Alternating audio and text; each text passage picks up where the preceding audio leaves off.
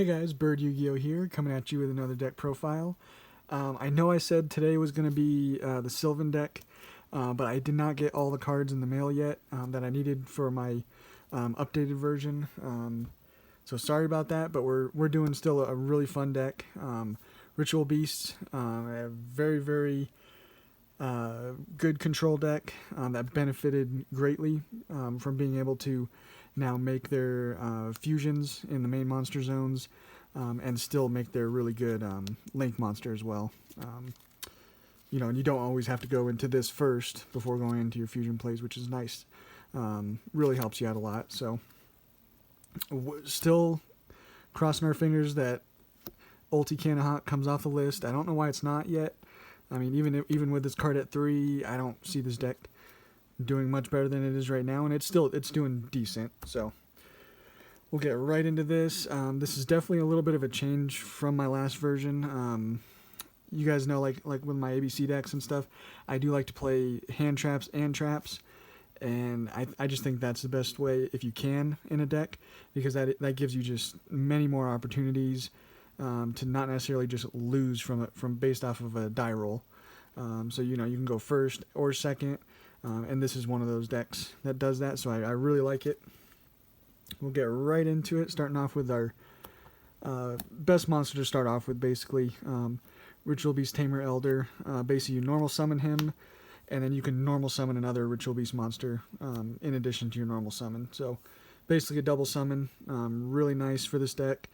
Because ideally you don't want to be special summoning for your, to go into your first fusion play, because you can only special summon your Ritual Beast once per turn. So it's always best to, normal summon them if you can. So yeah, he's definitely the best starter. Another Ritual Beast Tamer that we play, and also she doubles as a Spiritual Beast, which is really nice. Because you ideally want one of each in your hand to then go into your ulti monsters, your fusion monsters. But she has a really cool effect. I have played her at 3 before, but I prefer her at 2. Just because by herself, I don't feel like she's as strong. That's just kind of like one card that your opponent just has to get rid of.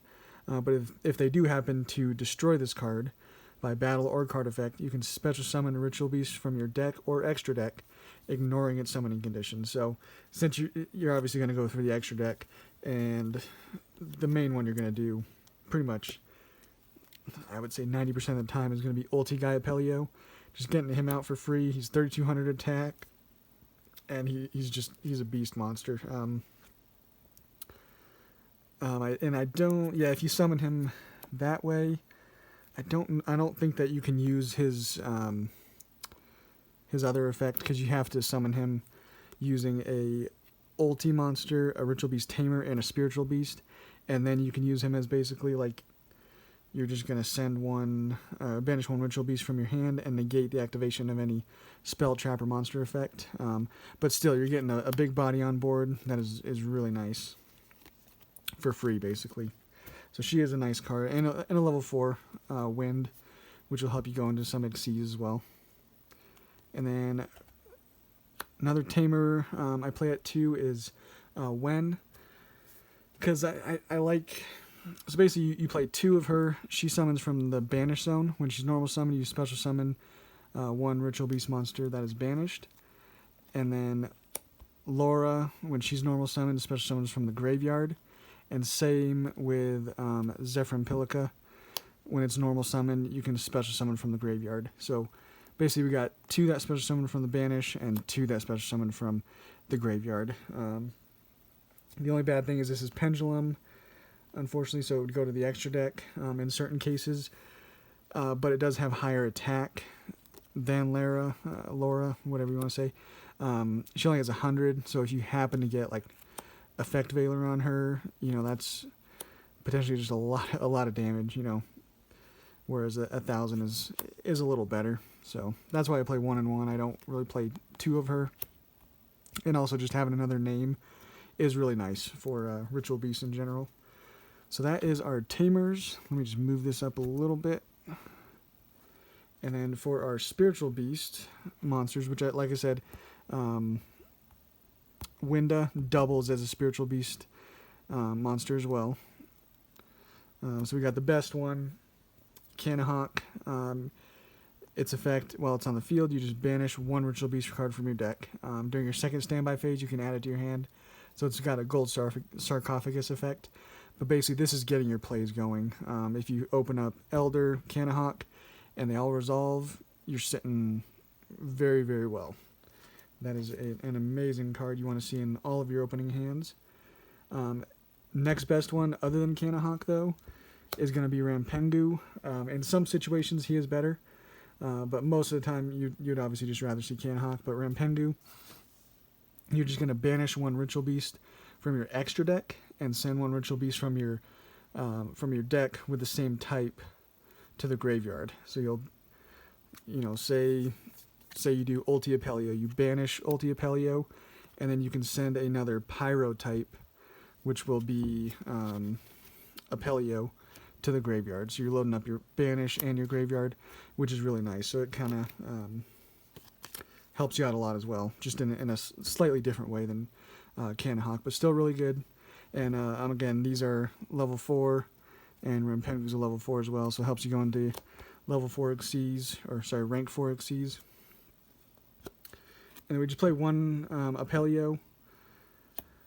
This is another way of messing with your graveyard and banish zone, because during either player's turn, you can banish one Ritual Beast card from your graveyard. So get it from the graveyard to the banish zone. And for the rest of the turn, all Ritual Beast monsters you control gain 500 attack and defense. So obviously that's again nice for getting some good damage on board and just raising the attack of some of your monsters. And then the last Spiritual Beast monster, Ritual Beast monster we play, it's just one Petal Fin.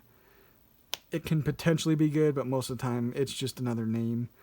It's another card you can send because you got Ulti Petal Fin, Aqua type. This one's an Aqua type. But its effect, you can banish one Ritual Beast card from your hand and then target one card your opponent controls and return it to the hand. So again, potentially it could be very nice, but most of the time you're just using it as a name, as a Spiritual Beast monster. And that's it for all the Ritual Beast monsters that we play. And then now for the hand traps. The one that is really, really nice to play in this is going to be Dimension Shifter. It's a really nice card for this deck because if you have no cards in your graveyard, so obviously going second, this is just fine. But even because you can adjust your graveyard too, with Apelio and other cards in your deck as well. You can just send this card from your hand to the graveyard until the end of the next turn. Any card sent to the graveyard is banished instead. So that is, it really doesn't. I mean, it could potentially mess up some of your plays, but it's really not going to hurt you. It's more hurting your opponent. It's just kind of you have to work around it, and you usually can with this deck. So it's one of those cards that just does not hurt you as much as it hurts your opponent, and especially the decks running around right now, this would just stop them dead in their tracks. They're not going to want to be banishing all their monsters. So, unless you're playing like Grin Manju, but. And the other hand trap I'm electing to play is just a Ghost Ogre. Just a way of getting a monster off the board or a card off the board. I didn't necessarily think it needed a negate, but just getting something off the board, I felt was nice. So, playing 6 hand traps, I thought it was perfect. You can play more or less if you want. And that is it for the monsters. The spells, you play 1 Ritual Beast Bond. This is your way of, pretty much how I use it is to OTK. It's a quick play, so you can use it in the battle phase. You can kind of just like attack if you have like, I don't know, this would be good to have. If you have 2 Apelios, Ulti Apelios, attack, and then you can banish these 2 with Bond, and then summon out an Ulti Guy Apelio, and then attack again. So, potentially could get a lot of damage on board. And then also just a way of getting one of your fusion monsters out. Really nice. And it's searchable. That's why we only play 1. Searchable off of Canahawk. So, And then 1 Ritual Beast Return. It's again another one that could potentially be very good. It's another quick play, so really nice. You just banish 1 Ritual Beast monster from your hand and target 1 of your Ritual Beast monsters that is banished or in your graveyard, and you special summon it. So again, it's just okay because you can only special summon your Ritual Beast cards once per turn. But it could potentially just help you out of a bad situation and just kind of get your plays going. So it is a nice card. And again, it's searchable, so you only need 1.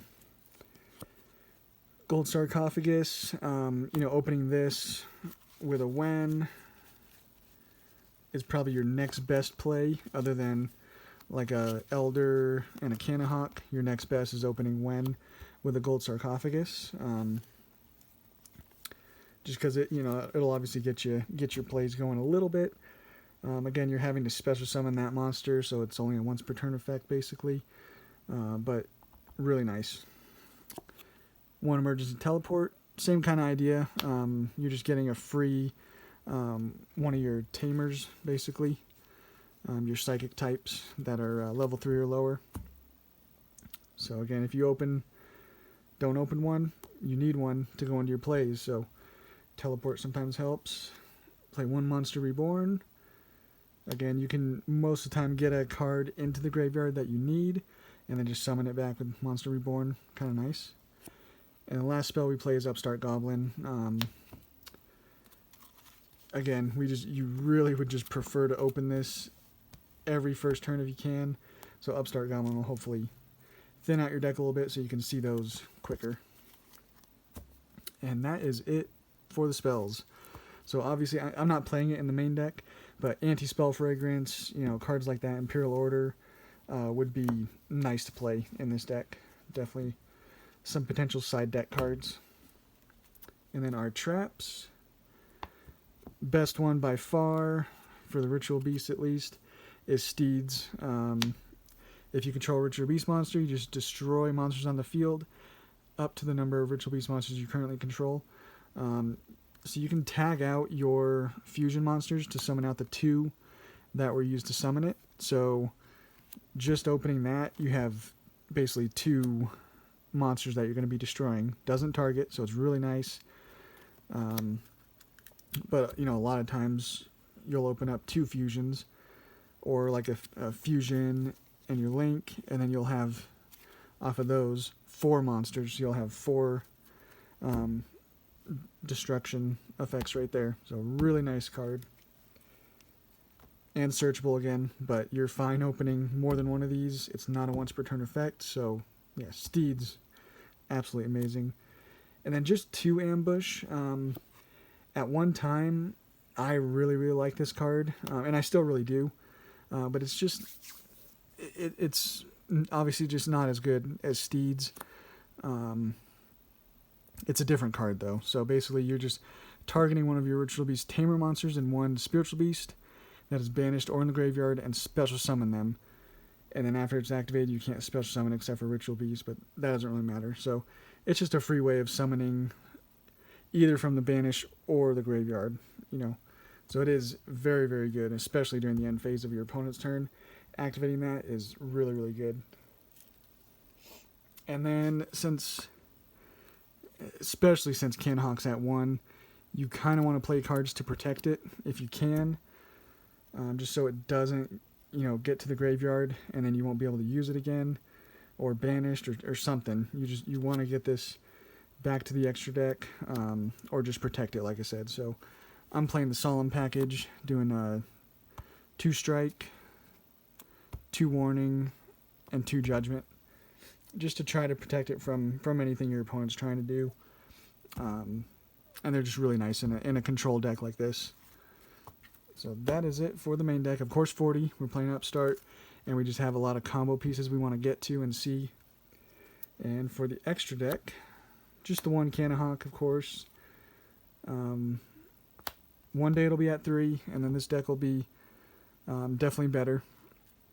But basically, this card, you're going to summon it by just banishing a Tamer and a Beast. That's what pretty much all of these first few are. And then you can summon this. You don't have to use polymerization. And then you're going to target 2 of your banished Ritual Beast cards and return them to the graveyard. And if you do, you add 1 Ritual Beast card from your deck to your hand. So like I said, that's your way of searching any of those Ritual Beast cards that you need. And then all of these ulti cards have the effect that during either player's turn, you can just return this to the extra deck and then target your 2 banished monsters and special summon them. And then we play 2 ulti Apelio, mostly because you want 1 as a target for your Rampengu, and then the other one to summon. And he's decent. If it attacks, it's unaffected by other cards' effects until the end of the damage step. But it's your highest attack one, so it's kind of your one you want during the battle phase if you can get some damage through. Nice. And then kind of your defensive one is going to be Petalfin, just 2 of her as well. Same reason, 1 for Rampengu and then 1 to summon out. But this one, like I said, it's 2800 defense, so nice defensive stats there. And it cannot be destroyed by card effects. So potentially pretty nice to just kind of sit on. Your opponent hopefully won't be doing anything, and then you can just tag her out whenever you need to, whenever it's targeted or something. And then 2 ulti guy Pelio. I'd really like to play 2. Again, it's another target for Rampengu, but then it's also, again, a target for Winda and Ritual Beast Bond. So I definitely like 2. I wouldn't really feel too comfortable playing it at just 1. With all those ways of just easily getting out that 3200 attack is really nice. Just no tag out effect is the only thing. You can't, like, return this to the extra deck and summon out anything. It's just a big body on board. Unless you actually do summon it, then you can use that really nice negate effect. And then for the links, we play 2 ulti Common Falcos. It just requires 2 Ritual Beast monsters. Really nice card. Ritual Beast monsters card points 2. Gain 600 attack and defense, and you can banish 1 Ritual Beast card from your graveyard, and immediately after that resolves, you can normal summon a Ritual Beast from your hand. So it's another way of gaining you that additional normal summon, because like I said, you don't want to be special summoning too much right away. And just another way of, getting this out and then able to still go into a fusion as well is really nice. And then you can also tag this out as well. So, really nice card, perfect for the archetype. We play Great Fly. Pretty much all of our monsters are wind, so going into this will gain you some attack as well. Pretty nice. And then just some generic links. Nightmare Phoenix for getting rid of problem spells and traps. Unicorn for problem anything. And then now just some... We have a lot of potential to go into rank 4s. So I'm playing Lightning Chidori. It's really good with your wind type. When it's summoned, you target 1 set card, return to the bottom of the deck. And then once per turn, you can detach 1, and then target 1 face-up card your opponent controls and return that to the top of the deck. So it's got just two good effects for getting rid of cards on your opponent's field. And then we play a Tornado Dragon, getting rid of, again, spells and traps. That's kind of... This deck does not really like to play against other control decks that can potentially, activate a strike on your Canahawk. That just really hurts.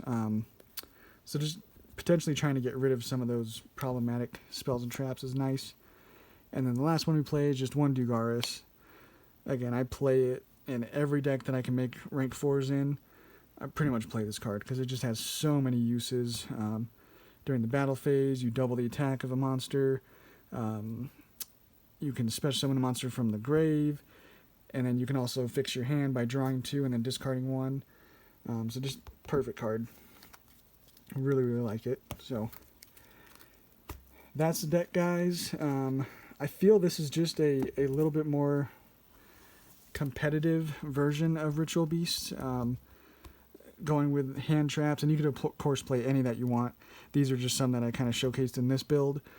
Being able to play traps and hand traps, I'm telling you, I've had such good luck with decks that can do that, because they just really don't care too much, obviously, for going first or second, because they have cards that will, hurt your opponent either way. So, if you go first, hopefully you have some traps. If you're going second, hopefully you have one of these guys opened up. You just ruin your opponent's day. So, fun deck, again, for Master Rule 5. Being able to go into your fusions in the main monster zone really helps this deck out. As soon as I get those cards for that Sylvan deck, I will be posting that profile.